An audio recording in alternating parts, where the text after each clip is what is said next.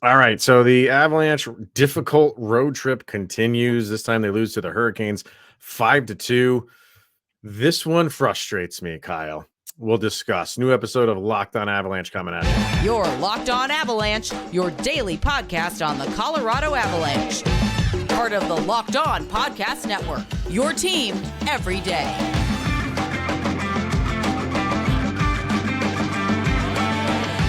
All right, everybody, welcome to the Locked On Avalanche podcast. We're part of the Locked On Podcast Network, your team every day. I'm your host, Chris Maselli. With me, as always, Mr. Shaggy Von Doom, Kyle Sullivan.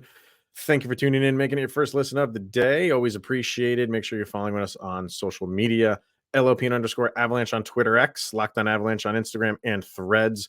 Questions, comments, concerns, and opinions, lockedonavalanche@gmail.com. And make sure you're following us on our YouTube channel. Hit subscribe, get notified when a new show goes live. And subscribe to our subtext as well. Link to that is in the show notes below. And when you do, you chat with Kyle and I one-on-one, become a very special insider, and we get your take and opinions and thoughts on everything Avalanche and share them on this very podcast. All right. This episode is pretty much going to be all of this game. And I want to start with, I feel bad for my co-host here, Mr. Shaggy. You're starting to get under the weather, and I feel like this game just threw that, right down the gauntlet and made it even worse in a matter of minutes. Are you feeling okay today, sir? That Sam Girard goal, I literally felt like I was on a fever dream. And This is a great episode for the audio listeners. I bet you this voice is incredible today. Oh, yeah. But no, the 2 goals in 5 seconds, it was mind-blowing. And especially, and we're going to break it down, that first period on how abysmal it started out. And for that cool little, like, the Avalanche have a chance. And then that's it. That was the last little breath of hope the entire game. And I'm sitting here in my misery, just feeling like I'm dreaming this up. But I didn't. This is real, and we're here. Well, and it's tough. I want to say, like, oh, it's just one game, but it's been a collection of games since the All-Star break, and we can kind of divide it there, like what they were doing before the All-Star game, at least up until now. Save for the Rangers game where they looked good, but they got the one goal. They couldn't get more than that. Save for that and how they played overall in that game. Like it's but you lost the game. I mean, you got a point in overtime, but you lost the game. It's been it hasn't looked good. And for this game in particular, Kyle, like these are the games that annoy me and frustrate me. And the reason for that is a lot of reasons. But one is because you are going up against a good team. And the Hurricanes are a very good team. And they showed you that against the Avalanche. And where it frustrates me is it was a game where was the adjustments? I saw little to no adjustments by the Avalanche. And sometimes they get caught in this, and we've talked about it, where they just keep doing the same thing and just feeling like their style and their system and their skill will win out. And you know what? I don't want to say most of the time, a lot of the time they're right. A lot of the time it does. And we've seen it. We see where they are in the standings. You know what I mean? But every once in a while you go up against a team that won't let you do anything. And if you don't change, you're not going to win out. You're not going to rise above what they're doing to you. And Carolina had your number all night long. They were not letting you do anything, and you did nothing to turn the tide. That's where my frustration starts. Is I just kept watching the same thing over and over and over again, especially on the power play. That was atrocious on the power play. And you know what? What was atrocious about it is the same thing that I'm talking about when, with the 5-on-5, no adjustments. You didn't do anything different. They are shutting you down. If you were getting looks and getting shots on goal and carrying the puck into the zone and setting up, if you're doing any of those things, they're like, okay, let's keep at it. We're right there. We're right. What power play looked good? You had 6 of them. None looked good. None. And see, the thing is, this conversation that you're having right now is the exact same conversation you had in the Devils game. in the exact same conversation you had in the Rangers game. You said with every team, they knew exactly how to play the Avs. The pressure, getting in the passing lanes, everybody's doing it. It's like everybody decided to study during the All-Star break and figure out what's going on with the Avalanche. And the Avalanche didn't study a thing. They're very much believing in this Avalanche system, and the thing that did it for me, where I threw up my hands and said, "Lord, please take me now," was Jonathan Drouin and that terrible pick play on the power play. It's mind-boggling why you would do that when you need just some kind of spark. Why? And then it set them back even more. Like, it was starting to build, momentum was starting to go their way. Why you would do that? And Riker was talking about, it was unintentional. No, it was not. He knew exactly what happened. Everybody turned around and looked, and they were waiting for that call. It was a long delayed call. They knew it was coming. It's for the Avalanche to keep doing that and keep going and going and going. And everybody is making the Avalanche look pedestrian. We talk about this team playing down. This team is they're in cruise control going 40 and a 50. When they called that on Drouin, like I didn't see it live, and when they called it, I'm like, are they really going to call them for that? The Cale Makar just standing on the line, and he just gets run into. That's not what happened. He impeded him. That is what they call for? What would they call it? Interference, like interference. 2AT. Yeah. And you can't do that. So like he extended it. It was horrible. That was a horrible penalty on him. There's bad penalties across the board. Even at the end of the game, Carolina gets 2 10-minute misconducts with with a second left. It's like, guys, you won this game. What are you doing? So it was just craziness. That the first period was just bonkers, out of control. Necas gets a natural hat trick. The first 2 shots on goal go in by him, obviously. We'll talk about Georgiev in a little bit, but you get, so they get 3, you get those 2, you get the one from Zach Parise, so he gets his first goal as an Av. Good for him. 5 seconds later, just the flukiest goal. Like, you never see that stuff. No. Sam Girard throws it from center ice basically, and that goes in, and you're like, okay, let's that's right before the first period ended.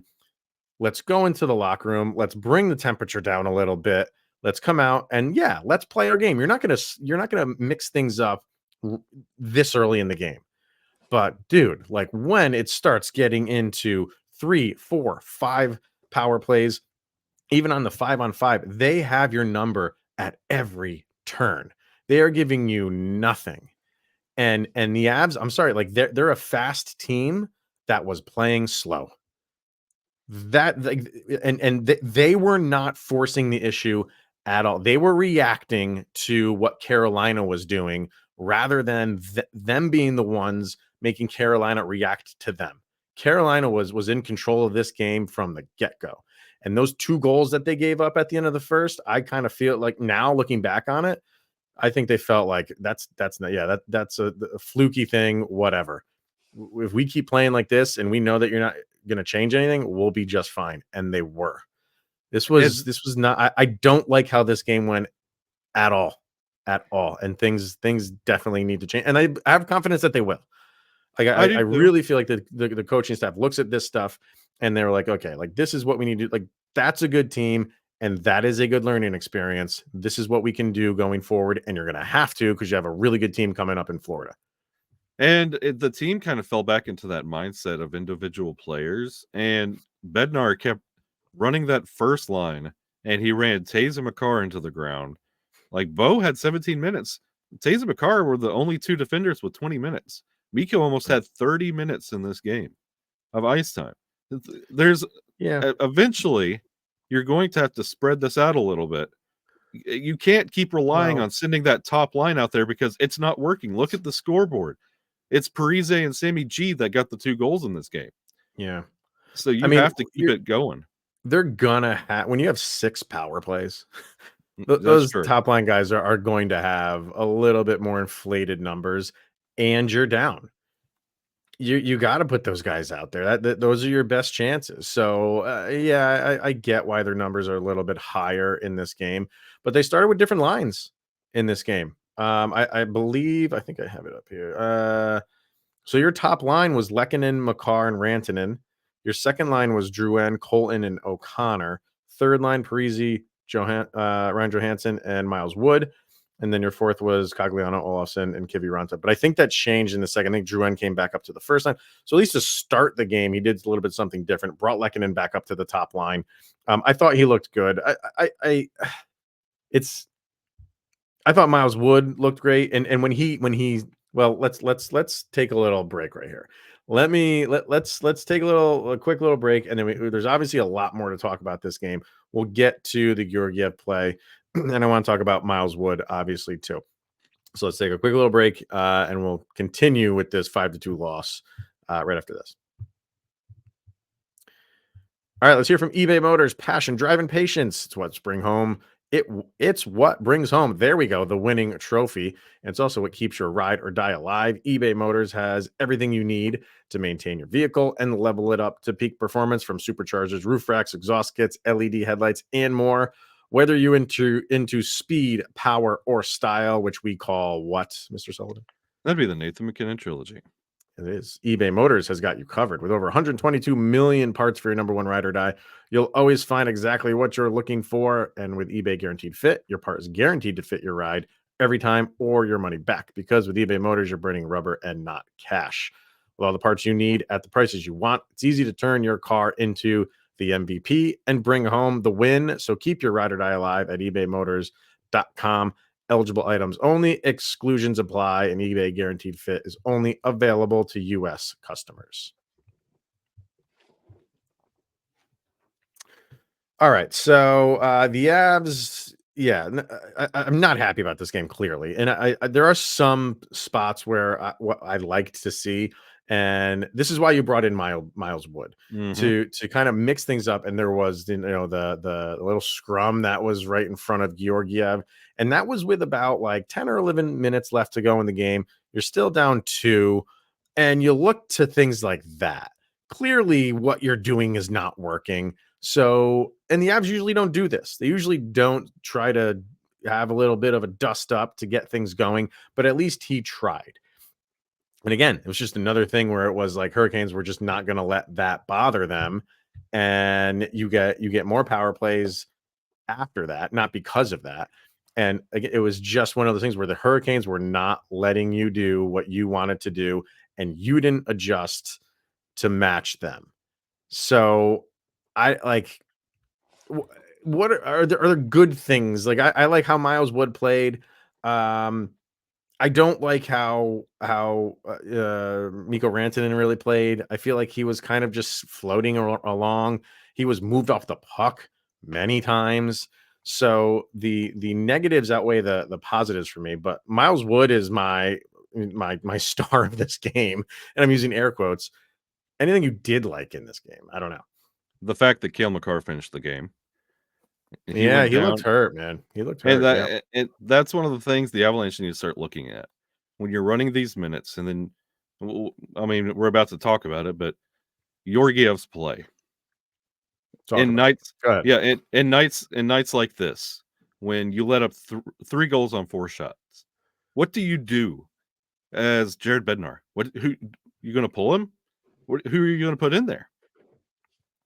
Like what? No, what you're not going to pull him. But go ahead. Yeah. What do you do in this situation? And what we talked about it a couple times, and without saying it, but what if he ends up not being able to finish the game?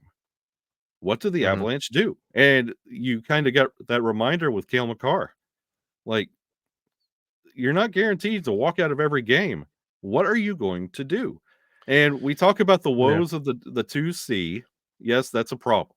There's not a cohesive center unit anywhere on this team other than Nathan McKinnon. There's so many little leaky problems, and right now they're showing up in droves. And it's hard to come away with like a positive when everything looks so bad. As far as Georgiev goes, I think it was more of the same from him. You had You had pretty good you did have some good saves by him. You did. But it's when you're already down. Yeah. You know what I mean? Like, so and the first shot on goal, you get those fluky things. I mean, it goes off his blocker and then it goes across his body, off his glove, and then behind him. He thought he knocked it away, and the way that it went, it ping-ponged right in front and went behind him. The That one's a little bit odd, but go ahead. That moment right there, when that goal kind of just trickled in, there was no frustration, no emotion from Georgiev, and I knew right there it was going to be a long night. It was not a shake it off or kind of do a little Bennington skate, like Mhm. getting his mind right. Like it just was, oh well. Like I want to Well, see more out of Georgiev because he's leaking goals at this point. Like it's yeah. bothering Avalanche fans. It's bothering the team to constantly have to be. They have X amount of comeback wins. Like I hate talking about that in the third period. Yeah. The Avalanche shouldn't have to do that. So at least it should bother Georgiev, and it's not. And I want to see him just. I don't know. I want to see some emotion out of him. Goalies are known for being emotional. Show me something. We've seen it though in the past. We have seen him get emotional. And Jared Bednar came out when that happened. I can't remember what game that was when he gave up. I think it was an overtime goal. And as he's skating back, he slams his stick against the board, and Bednar came out afterwards and said he doesn't really like that because then he lets the other team know that they got to him.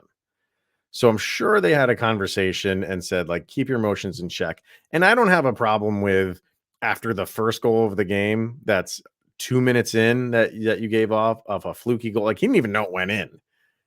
I don't have a problem right there with him being like, all right, we have a long game to go here. I'm not gonna blow my top after that. I'm not gonna, get him on for lacking emotion. That dude is emotional. And I think he's doing a good job of keeping it in check because we've seen him flip out a couple times. And I know some people like that. Like you like seeing guys like wear the emotion on their sleeve. I like the little bit more reserved because Bednar's right. You do if he does that first goal of the game, Carolina's like blood in the water. We've got them rattled, and it's 2 minutes into the game. Well, and see, Chris, I'm getting kind of tired of spinning the excuse machine to find the perfect one to summarize each goal that Georgiev lets in. Like he couldn't help Mhm. that. The defensive breakdown, like that was 3 goals on the first 4 shots of the Yeah. game. Yeah. It's getting worse. And what do you excuse out of this? Like you're supposed to be the 1A goalie. The Avalanche went out at the draft and said this is our goalie. They put everything behind you and it's getting worse. It's not getting better. And it's a problem and I'm tired of making excuses for goals where if this didn't happen or if this didn't, no, save some goals and give this team a chance. Yeah. You you're definitely right. He needs to come up with some big saves. And you saw it on the other end. Like despite like the frustration I have with how the Avs played this game, they did have some looks. And you're going to get some looks throughout this game when a team is pressing you as much as the Hurricanes are. They were on them. Just the gap control was just it was like razor thin. So there's going to be moments where a puck scoots loose and you have a look, and the Avs did, and they'd either sail the puck wide or this rotating door that the Hurricanes had last night in that game were making saves. That's what you want.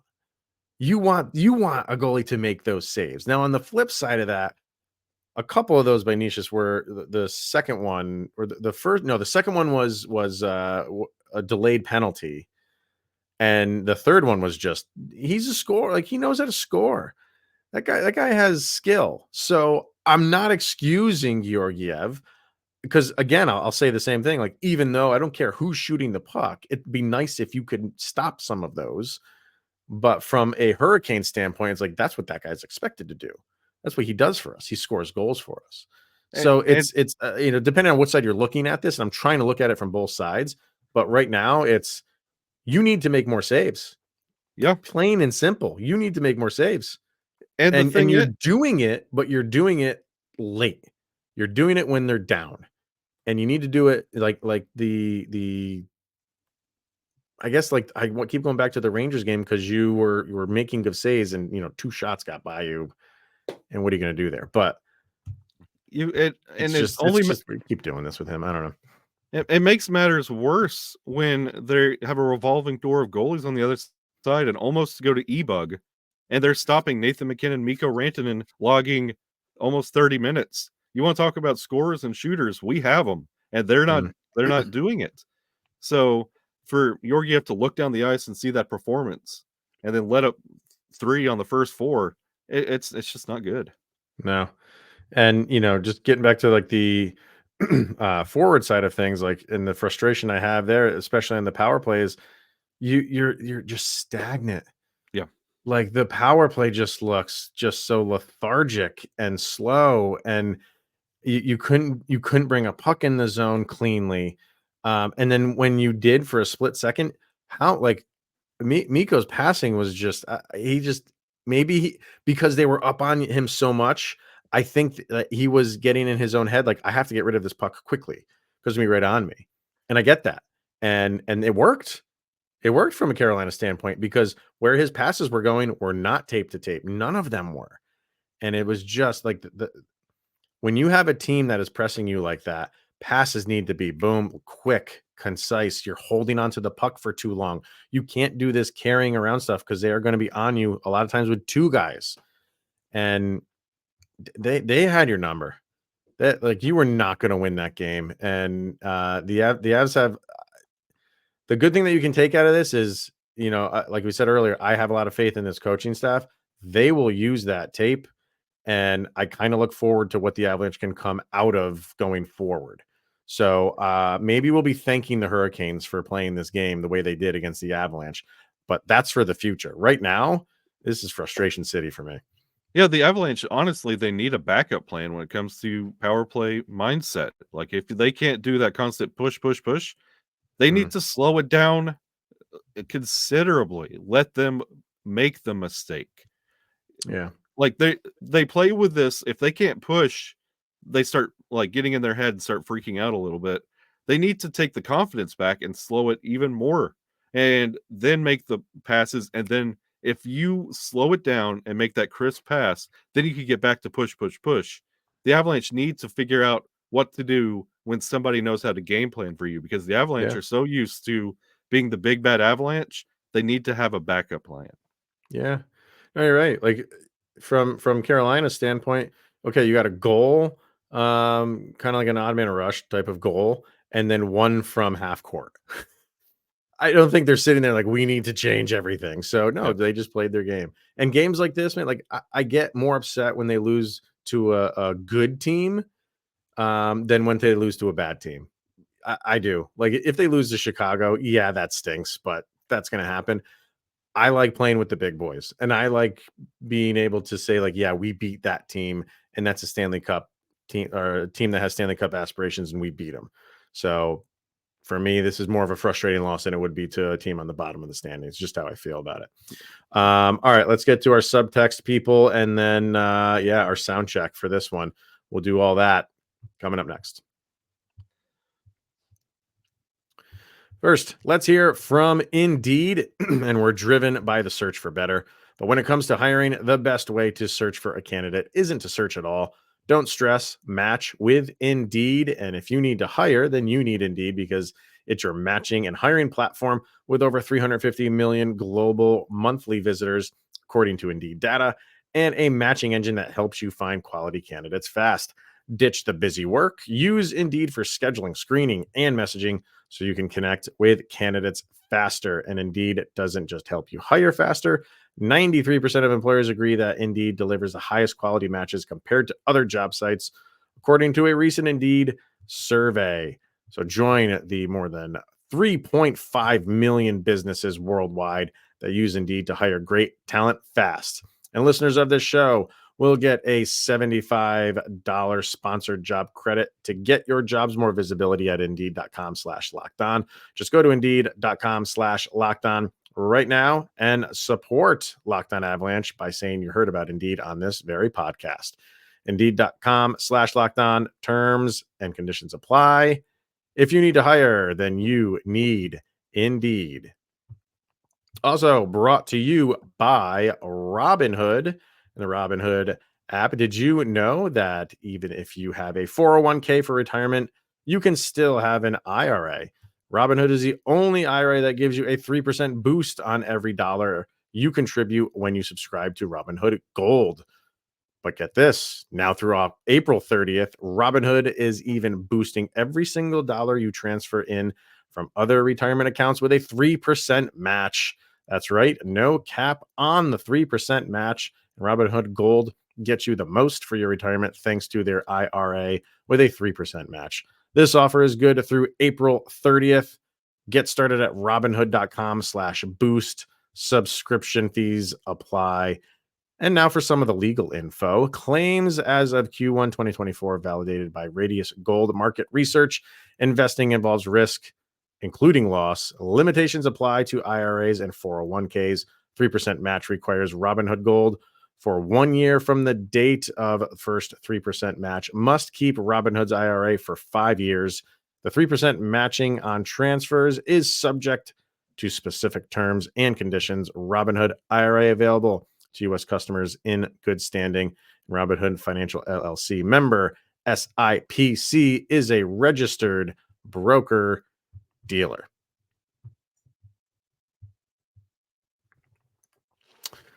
All right, sir. Why don't we get to our subtext people? We got a few here. Let's start with our boy Vargar. I'm sure he's not happy about this one. So he said, from stopping McDavid at the All-Star game to getting smoked by the Canes, Georgiev ups and downs have been huge this season. Save percentage is at .898 and will go down after tonight. Is this a goalie that the Avs can ride on a deep cup run? They have no real backup, so it's Georgiev or bust. Maybe you trade him. I don't know at this point. What I do know is he is not a fan of Ryjo. This is his response. It's kind of what you were saying earlier. Like, what do you do? I think the Avs are in a tough spot. They're going to ride him. I don't see a trade coming right now. I don't feel like you're going to trade your A1 goalie for a brand new A1 goalie at this stage in the season. I don't. Like, he's the way the Avalanche will look at this is I think he's still leading unless someone has overtaken him. If they overtaken him, he's number 2 in the league in wins. They'll look at it that way. They'll look at where they are in the standings. They'll spin it to be like, well, yeah, he needs to play better, but it's not to the point we're going to give him up. And I don't think they will because of where they are.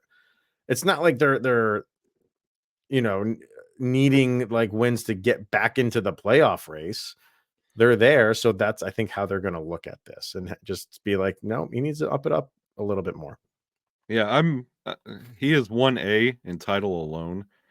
His play does not warrant a 1A right now. Yeah. Who we got here? Easton. They went to break and haven't come back. Everyone looks like it's the first week of the season, besides maybe Sammy G. Sam Girard's look good. I mean, he's looked good pretty much all year. But the last couple of games, hey, Sammy G's got a goal streak going. 2 games in a row. When's the last time we said that? It's been a long time. I don't think it's ever happened. I mean, he's good for like 2 goals a year. So the fact he's at 2 in a row, yeah, it's go Sammy. Madam Battle Axe, she wasn't able to watch the game, but in seeing the score, she's disappointed. Can't wait to hear the show and find out what happened. Well, by now you've listened to it, and I'm sure you're probably not. You're not too happy. Just like we are not. Don't lose too much sleep, Madam Battle Axe. You did not miss a lot.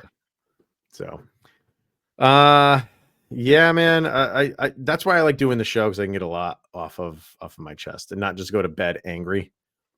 So I use this as just this microphone as a beacon of speech that I can just say, air my frustrations when it happens. And this was a game that I needed to do it. I needed some sort of release.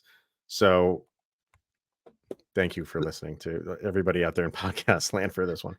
And honestly, at this moment, I wonder what McFarland's thinking, Does evaluating he this team top to bottom. that and I have that up there as the third bullet point. Like, do you feel like this is a moment where it forces are they looking at this because of the opponent? How I was saying, like, this is a game like I get mad about because you should be playing better against these teams. 'Cause these are the upper echelon teams. Yeah, you want to play better against everybody. I get that. But after a game like this, do you think this maybe forces a little bit of okay, all these I'm sure they're having talks behind the scene. Does this move those forward a little bit quicker? I mean, last year they were injured all season long, and they had Mhm. grit, and you never counted the Avalanche out.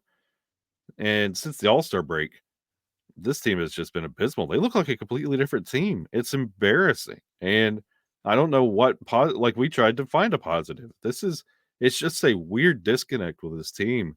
And I don't think it's going to be playoff successful.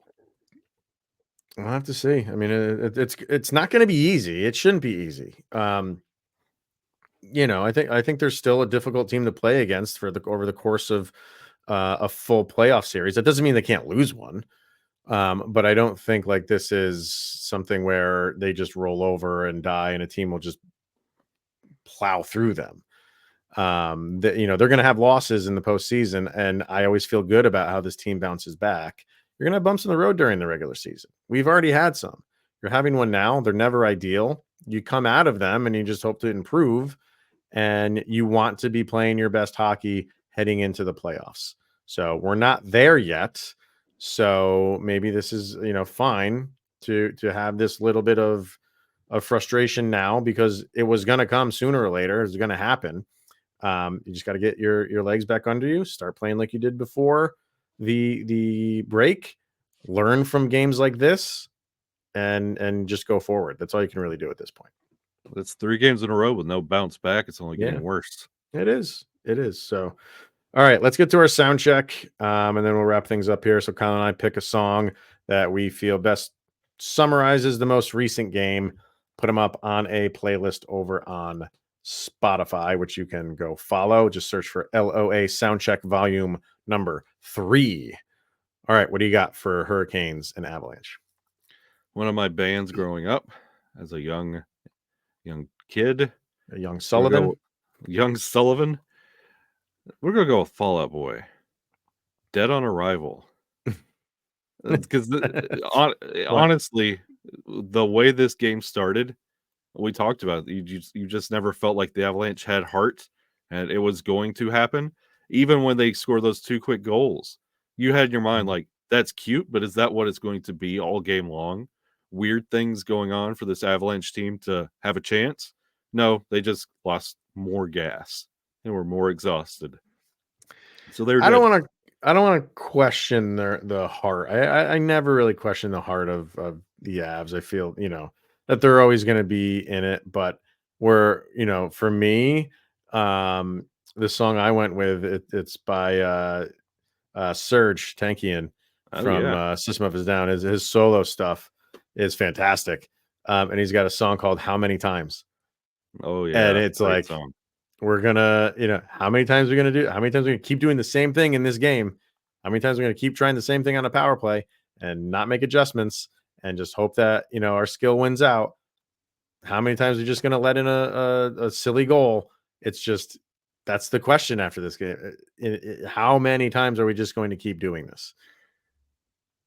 That's where I'm at. That's where I'm at. The road doesn't get easier either for the No, Avalanche. no. And that's a good thing. I look at that as a good thing. I don't want it to get easier. I want it to get harder. You need to be battle tested. You need to go out and win these things. So this is a test. This is a big test for this team. And I always have faith that they'll rise to that occasion. Let's see what happens Saturday in Florida. You feeling confident or not so much? No. No. All right. We're on opposite ends there then. So we shall see. So that'll wrap it up for today and for this week. So thank you everybody for tuning in, making it your first listen of the day. Always appreciated. We'll be back on Monday to discuss the things that went on over the weekend. Maybe a move is made. Who knows? But at the very least, we'll have a game to talk about. He's Mr. Shaggy Von Doom, Kyle Sullivan. I am Chris Maselli. This is the Locked On Avalanche podcast. We'll see you guys next week.